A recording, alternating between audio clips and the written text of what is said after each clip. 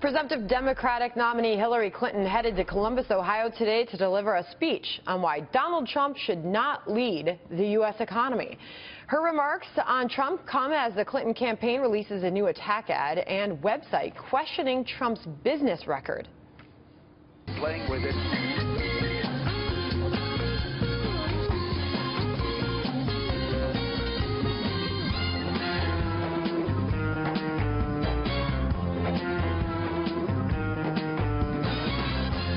Borrow, knowing that if the economy crashed, you could make a deal.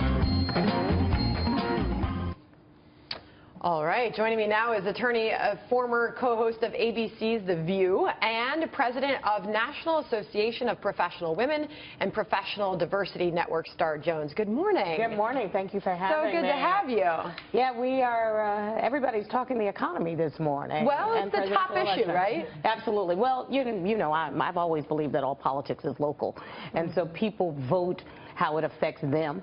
How it affects your personal pocketbook, what's going to happen in your family. Can you send your kid to school and them not come out of school with a mountain of debt? I remember when I graduated from law school, I had $70,000 in loans, and my first job across the bridge at the DA's office paid $22,500. So I was behind the 8 ball way before I even, you know, walked in a courtroom. That's daunting, but that is the reality of a lot of Americans right 100%, and those are the kinds of issues that really need to be on the front burner. And you know, the new ad that comes from the Clinton campaign really tries to make the economy a front burner issue, but a front burner issue that affects you in your own home. But if Hillary Clinton is running on President Obama's economic record, we've had, during his entire time in office, the economy hasn't grown faster than 3%. And we can go back and talk about 08 and the financial collapse, but it's still never gotten above that threshold. And you have but the GDP is growing. I mean, what, unemployment is at 5%? Barely in the most recent quarter. 8 years ago, you would never have guessed we'd be here at this point. I mean, most people, most analysts say, if we had thought that we could be here, everybody would be jumping up and down and clapping their hands looking at what it looked like 7.5 years ago. But I think a lot of the voters, because of the lack of income growth in the last 7.5 years, they expect more.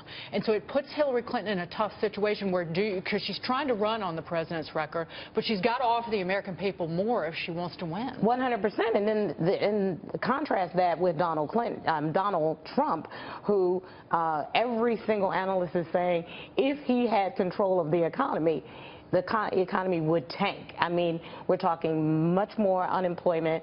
We're talking going into a major recession. This is not my opinion. Moody's came out with a report. The Wall Street Journal's come out with a report. New York Times come out with a report. The Clinton campaign doesn't have to put anything out. Journalists are actually doing the research and then going to people like you guys who are financial analysts who do this every single day to say, well, wait a minute. Are we really going to hand the keys to the kingdom to someone who has tanked his own businesses multiple times? One of the things that I was interested in, we had Tony Perkins from the Family Research Council on this morning, and I observed that he was quite hesitant in talking about Trump. What do you think Hillary Clinton can do, if anything, to get some of these moderate or disaffected Republicans to vote for her who may not be able to win, to go forward with Trump? Well, one of the things you do, you have to focus on the things that are going to be important to real people. We've talked about national security. Do you really think that Donald Trump has the temperament to be the commander-in-chief? I mean, this is not just President of the United States, it's leader of the free world.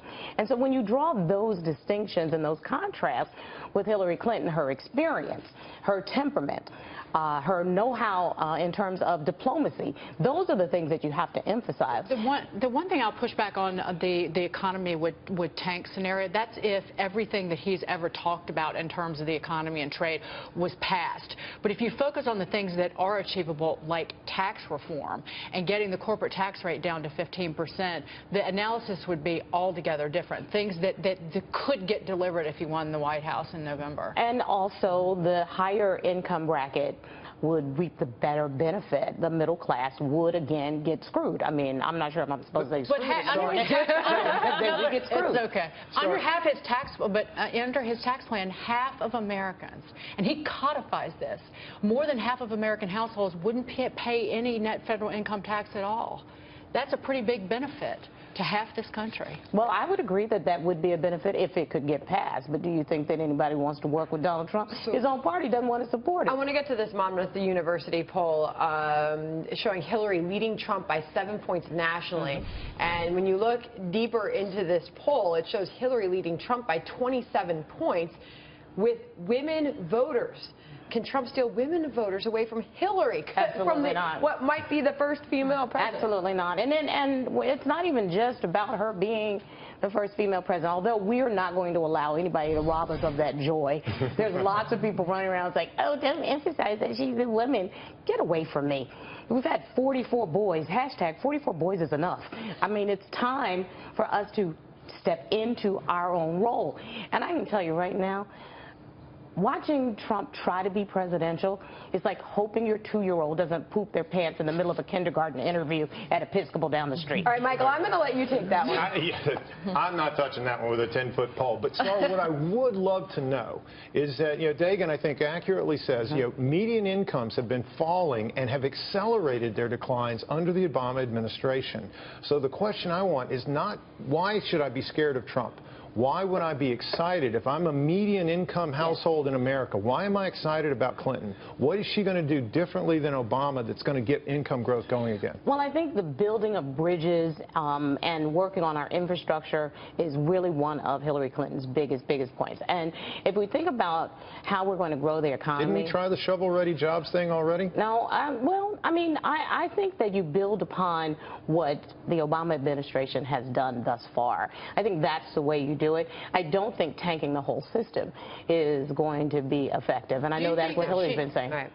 Does she need to get that FBI investigation out of the way, though? I think the FBI investigation is out of the way. I mean, not according to the FBI. No, she's currently under investigation. Well, you know what? FBI. I'm probably under investigation also. But at this point, it's a federal investigation. But somebody needs to focus on, does that really affect your life right now? Does it affect your life?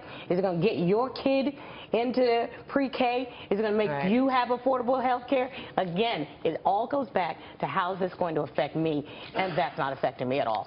Good conversation. Thanks for being here. Thank you for Star having me. Jones, good to have you. Next